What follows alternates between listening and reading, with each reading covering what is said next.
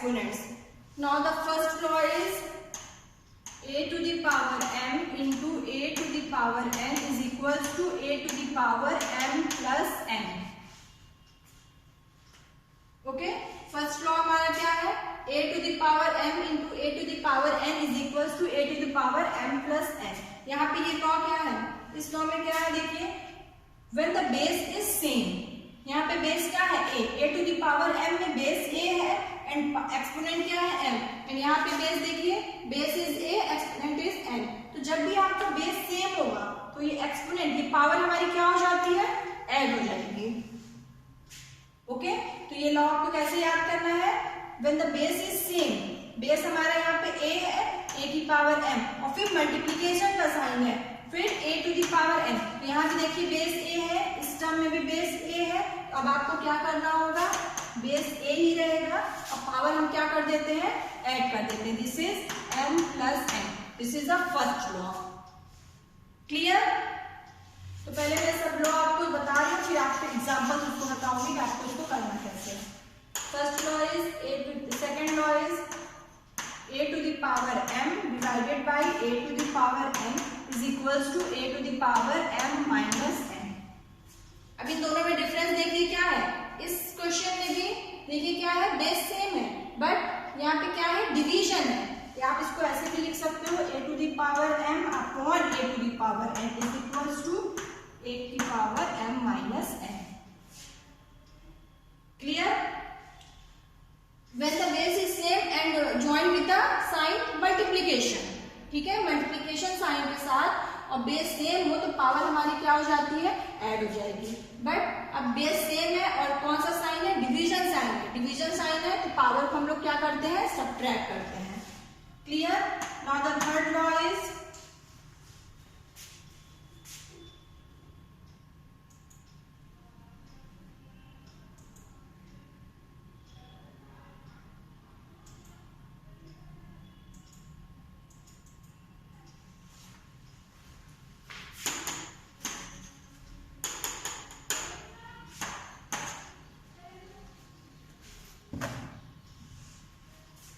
a to the power m फिर power. ठीक है, अब यहाँ पे देखिए एक बार बेस है, बेस की पावर m है, फिर होल पावर यानी पावर फिर पावर. तब आप क्या लिखोगे, पावर हमारे इस केस में मल्टीप्लाई हो जाता है, आप इसको सिंपली क्या लिखोगे, a to the power mn. Clear? तो पहले ये 3 लॉ हमने जो बताया इसके हम एग्जांपल देखेंगे कि ये कैसे अप्लाई करेंगे हम लोग. Now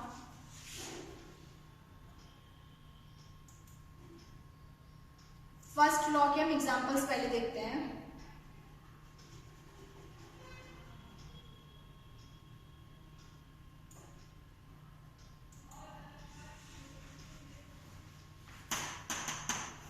for example we have a exponent 2 to the power 3 into 2 to the power 4.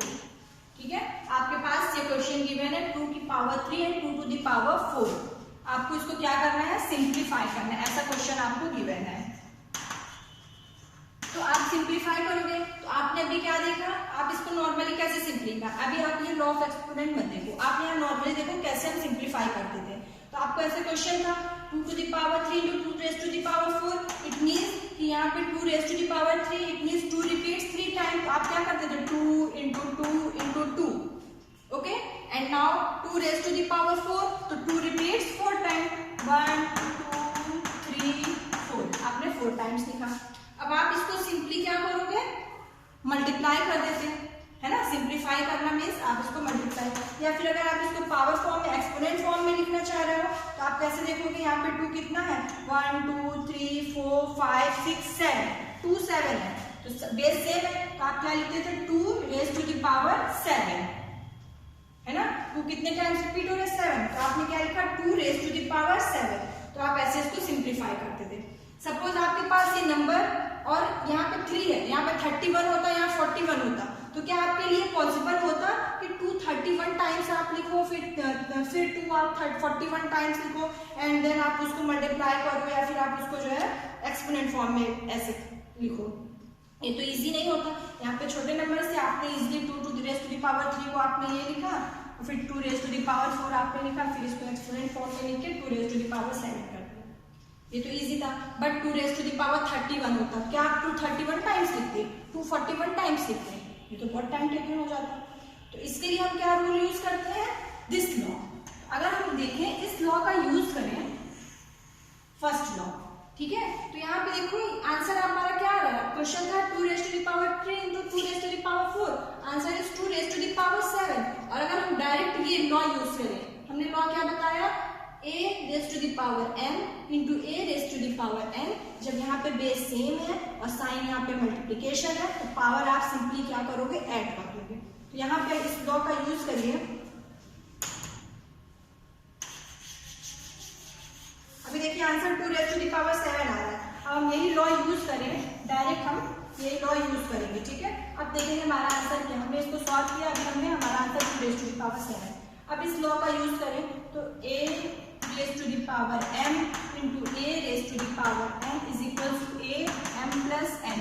यहाँ कंपेयर करिए इससे, a raise to the power m के प्लेस पे क्या है, 2 रेज टू द पावर 3। यहाँ पे a क्या है 2, m इज 3, n इज 2।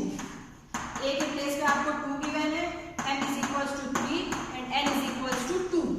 इस फॉर्मूले इसके हिसाब से आप देखोगे तो 2 की पावर आपको 3 प्लस 4, पावर ऐड कर दो, 3 प्लस 4, 2 की power 3 plus 4, this is 2 raise to the power 7। तो ये आंसर आ गया आपका।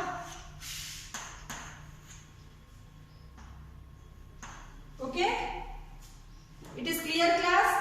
हमने डायरेक्ट इस लॉ का यूज किया और हमें आंसर क्या मिल गया, हमने क्या किया, बेस था, पावर हमने ऐड कर दी। यही आंसर आप चाहे इसको एक्सपोनेंट फॉर्म करके इसको देखें तब भी आपका ये आंसर आया, लॉ यूज किया 2 raise to the power 7। It is clear class. Ma'am how is this law useful? वही तो मैंने बताया बेटा। अगर आप सोचिए ये बहुत स्मॉलेस्ट नंबर, फॉर एग्जाम्पल अगर आपके पास ये नंबर होता, फॉर एग्जाम्पल अगर आपके पास होता 2 raise to the power 65 into 2 raise to the power 31। Okay, अब आप इसको सिंप्लीफाई करते हो, सिंप्लीफाई मीन्स आपको इसको एक्सपोनेंट फॉर्म में ही लिखना है। आप इसको कैसे करोगे, अब क्या आप 2 को 65 टाइम्स लिखोगे, 2 raised to the power 65 means 2 repeats 65 times and 2 raised to the power 3 means 31 means 2 repeats 31 times। अब आप इसको क्या अपनी कॉपी में 2 को 65 टाइम्स ऐसे लिखोगे, फिर 2 को 31 टाइम्स एंड देन फिर आप कैलकुलेट करोगे, देखोगे कितनी बार 2 आया है। ये तो पॉसिबल है नहीं। हम यहाँ पे सिंपली क्या यूज करेंगे, लॉ यूज करेंगे, law of exponent, first law. यहाँ पे this is a first law. देखिए यहाँ पे कंपेयर करिए, a के प्लेस पे 2 है, m के प्लेस पे 65, n के प्लेस पे 30 है। हमने क्या लॉ बताया, जब भी बेस सेम है, फर्स्ट वाले एक्सपोनेंट का देखिए बेस क्या है 2 एंड सेकंड वाले के लिए बेस 2, बेस सेम है एंड साइन यहाँ पे मल्टीप्लीकेशन है, तो पावर क्या हो जाती है, सिंपली पावर दोनों की ऐड हो जाती है। तो 2 raise to the power 65 plus 31, तो 2 raise to the power 65 plus 31, इन दोनों को ऐड करिए, 5 plus 6 plus 3 96, 2 raised to the power 96। so your answer is 2 raised to the power 96। हो गया ना, क्लियर हुआ ना सबको। आपने सिर्फ एक लाइन में इसको एक्सपोनेंट फॉर्म में इसको लिख दिया 2 raised to the power 96। It is clear class? Yes ma'am. Okay, और एग्जांपल्स हम लोग करेंगे, आप एग्जांपल्स करोगे, आपको क्लियर होता जाएगा कि आप कैसे यहाँ पे इस लॉ का यूज करते हैं।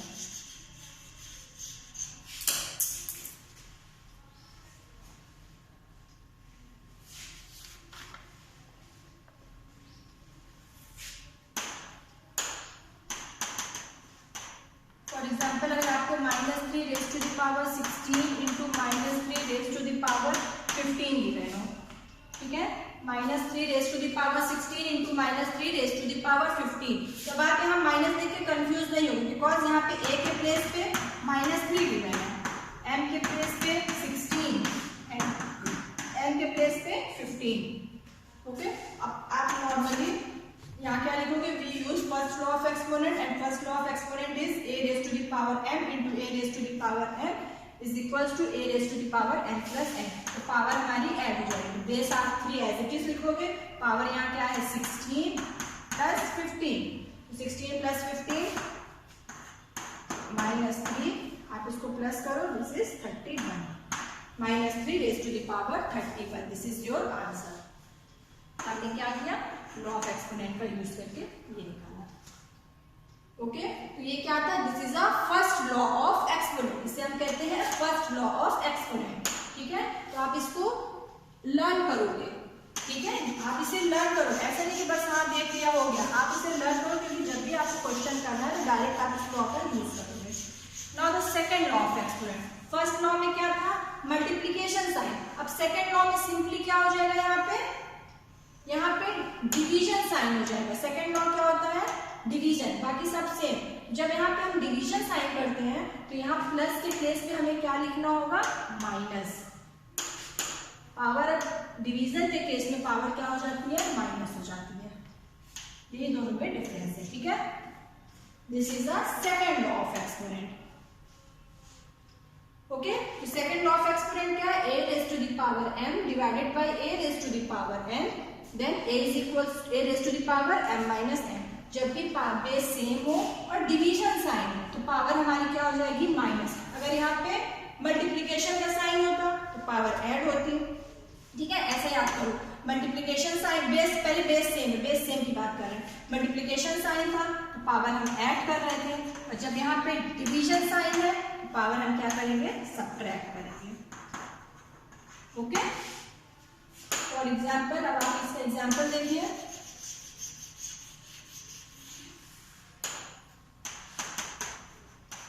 For example, we have 3 raised to the power 4 divided by 3 raised to the power 3। ठीक है, आपके पास ये ऐसा नंबर है, अब आप इसको सॉल्व करेंगे। तो नॉर्मली अगर हम आपको ऐसा क्वेश्चन दिए, इट मींस ये क्या लिखा है, 3 raised to the power 4 divided by 3 raised to the power 3, this is 3 raised to the power 4 upon 3 raised to the power 3, है ना। 3 raised to the power 4 को 3 raised to the power 3 से आप divide कर रहे हो। आप नॉर्मली ऐसे कर रहे थे अभी, 3 raised to the power 4 means 3 repeats 4 times, and 3 cube means 3 repeats 3 times। Okay, तो आप क्या करते थे, 3 3 कैंसिल, 3 3 कैंसिल, 3 3 कैंसिल, तो आपको क्या मिला, आंसर इज 3, आपको ओनली 3 आया। आप ऐसे इसको सॉल्व करते थे, ये तो इजी था, आप ऐसे करिए। बट यहाँ पे आप डायरेक्ट क्या करोगे, ये लॉ यूज करोगे। इस लॉ यूज करके आपको देखना होगा कि क्या हमारा आंसर आ रहा है। ठीक है, तो हम ये लॉ यूज करेंगे। By using the second law and use करेंगे second law, we get 3 raised to the power, power क्या है, बेस सेम है, बेस क्या है 3 3, तो पावर हमारी माइनस हो जाएगी 4 minus 3, 3 to the power 4 minus 3, 4 में से 3 माइनस करें 1, 3 raised to the power 1 means 3, your answer is 3। Okay, any problem class? No ma'am। ठीक है, क्लियर हो रहा है ना सबको? No। चलिए,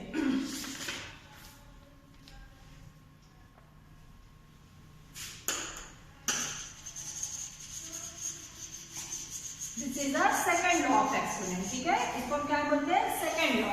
a raised to the power, जब आप जो है डिवीजन साइन हो और फिर पावर आपकी क्या हो जाएगी, माइनस हो जाएगी। This is the second law of exponent. Now the third law of exponent हमने क्या बताया, थर्ड लॉ होता है जब भी पावर की पावर, ठीक है, जैसे a to the power m, okay, फिर अब इसकी होल पावर फिर लगी हो। ओके, यहाँ a raised to the power m फिर होल पावर n, ऐसे अगर नंबर आपको लिखा हो तो आप क्या करोगे, पावर का multiplication simply a raised to the power mn। This is the third law of exponent. तो ये जितने मैं लॉ लिखा रही हूँ आप लोग अपने कॉपी में इसको एक साथ एक पेज में आप लिख के रखोगे। ठीक है, तो पहले आपको तो लर्न होने में थोड़ा टाइम लगेगा, लेकिन एक दो बार जब आप क्वेश्चन इसके करोगे तो आपको ये अच्छे से लर्न हो जाएगा। तो एक पेज में जब आप ये एक्सरसाइज स्टार्ट करोगे, नेक्स्ट एक्सरसाइज इज 13.2, तो जब आप 13.2 स्टार्ट करोगे उससे पहले आप एक पेज पे लॉ ऑफ एक्सपोनेंट, सारे लॉ ऑफ एक्सपोनेंट्स एक साथ लिख लोगे एंड देन आप एक्सरसाइज स्टार्ट करोगे। Okay, for For example, we have a number 2 raised to the power 3 raised to the power 5 ऐसा है given है, ठीक है। यहाँ पे पावर फिर इसकी पावर ऐसे लगा है। अब हमने क्या बताया, आप यहाँ पे लॉ यूज करिए, जब भी ऐसा हो पावर की भी पावर हो तो क्या होता है, पावर मल्टीप्लाई हो जाती है। दिस इज 2 3 into 5 है ना, यहाँ पे पावर 3 थी, power 5, mn means m into n, तो 3 into 5, 2 raised to the power 3 into 5, तो 2 raised to the power 5 3 is 15. Your answer is 2 raised to the power 15. Okay, for example, you have a number 7 raised to the power 2 raised to the power 3, ठीक है, ऐसा question है।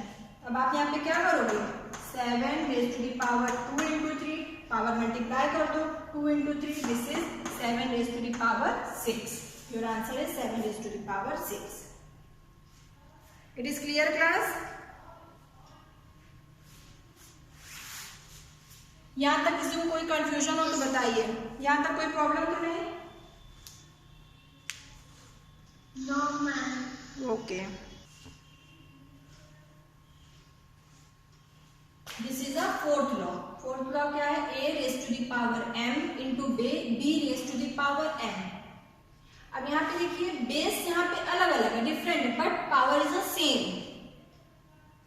Okay, अभी first law में हमने क्या देखा, a raised to the power n into a raised to the power n, है ना, a raised to the power m into a raised to the power n, multiplication sign दोनों में है, बट कंफ्यूज आप नहीं होगे। यहाँ पे क्या था, फर्स्ट लॉ में क्या था कि बेस सेम था, यहाँ भी a है यहाँ भी a है, और पावर यहाँ पे डिफरेंट थी।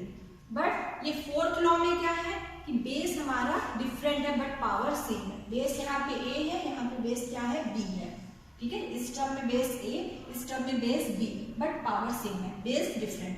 तब इस केस में आप क्या करोगे, यहाँ पे a इंटू b, आपको क्या करना होगा, जो बेस है वो बेस का अगर मल्टीप्लिकेशन साइन है तो सिंपली आप बेस को मल्टीप्लाई कर दो और फिर एक साथ होल पावर लगा दो m। ओके, क्योंकि दोनों में पावर सेम है, a में भी पावर m है, b में भी पावर m है। जब आप इस ब्रैकेट को ओपन करोगे तो आप देखोगे कि आप a की भी पावर m लगाओगे, फिर दोनों के बीच में मल्टीप्लिकेशन साइन है, मल्टीप्लिकेशन साइन रहेगा, b की भी पावर m होगी।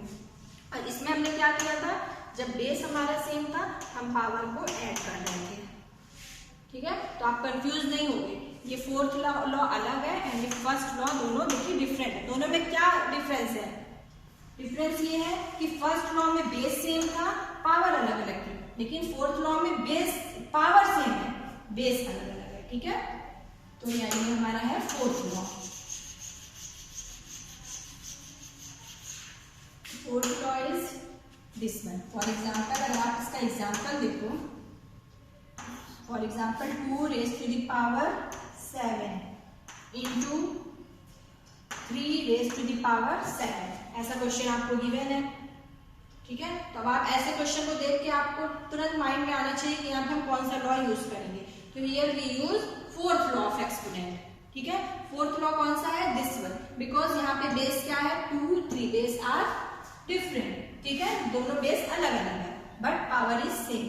तो हम लोग क्या यूज करेंगे, दिस लॉ, ठीक है। इस लॉ के हिसाब से हमें क्या मिलता है, जब बेस अलग अलग तो बेस का क्या होता है, मल्टीप्लिकेशन साइन है, बेस सिंपली मल्टीप्लाई होगी।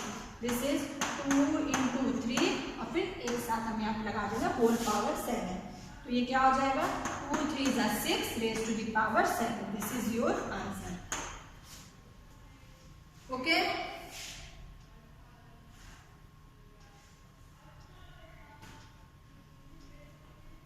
क्लियर हुआ सबको?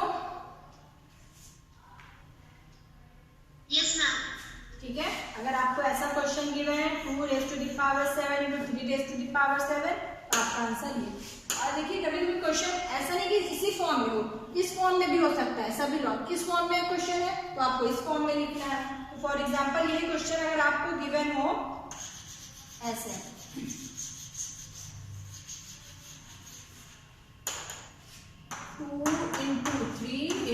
पावर 7, ठीक है।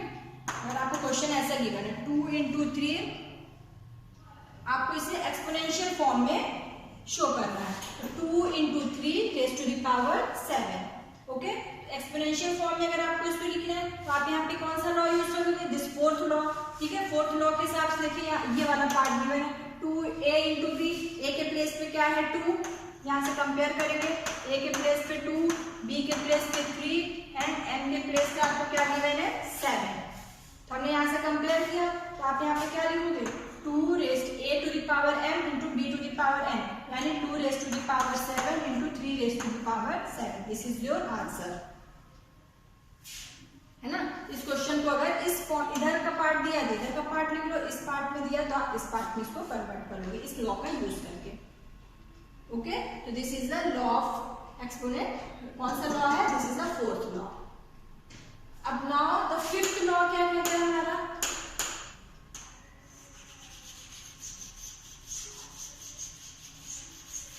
अब जैसे बेस सेम था, मल्टीप्लिकेशन डिवीजन था, वैसे जब पावर सेम है तो यहाँ पे मल्टीप्लिकेशन डिवीजन में कुछ होगा प्रॉब्लम। तो यहाँ पे देखिए यहाँ पे क्या है, जब बेस हमारा डिफरेंट है और पावर सेम है और यहाँ पे साइन क्या हो, जब डिवीजन साइन। अभी मल्टीप्लिकेशन साइन था तो हमने बेस को क्या किया, मल्टीप्लाई किया। सिंपली जब ये डिवीजन है तो बेस आप क्या करोगे, डिवाइड करोगे।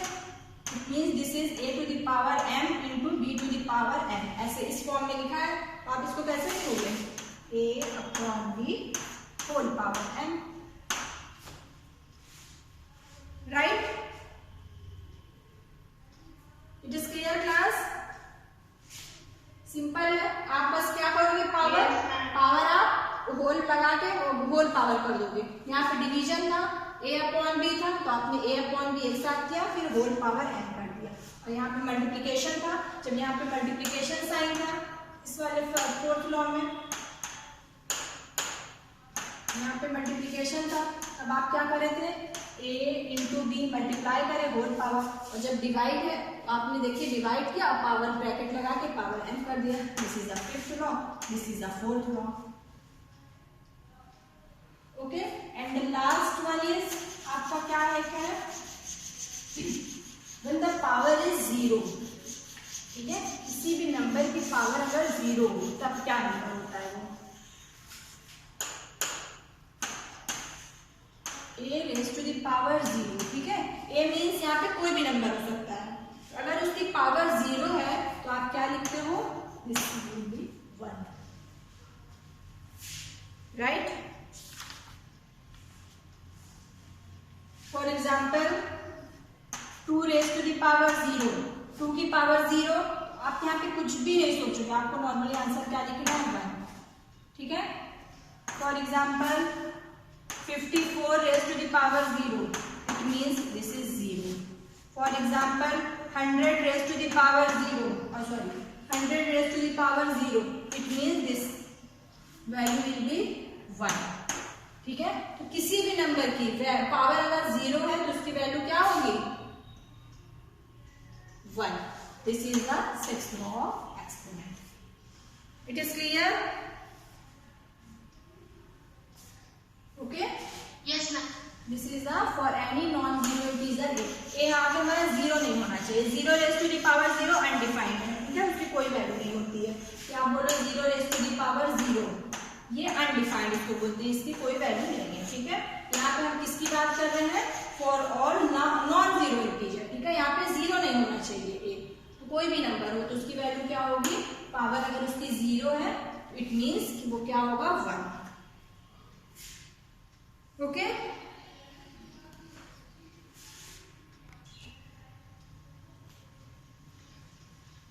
here is the sixth law of exponent. First one is a raised to the power m into n. First वाला क्या था, बेस सेम था, पावर ऐड हो गई।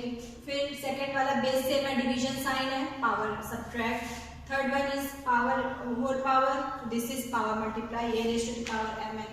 फिर फोर्थ लॉ क्या था, बेस डिफरेंट है, पावर सेम है, तो हम बेस क्या है मल्टीप्लिकेशन साइन के साथ, तो बेस हम मल्टीप्लाई कर देंगे, a भी whole power m। Base different है, पावर सेम है, यहाँ पे तो डिवीजन साइन है, तो क्या हो जाएगा a divided by b whole power m। And last one is a rays to the power 0, किसी की भी पावर 0 होगी तो value will be 1। Okay, note down this. इसी के बेस पे हमें क्या करना है क्वेश्चन। तो आप लोग इसे कॉपी में नोट डाउन करिए। अब हम जो नेक्स्ट एक्सरसाइज करेंगे वो किस पे बेस होगी, दिस लॉ ऑफ एक्सपोनेंट्स।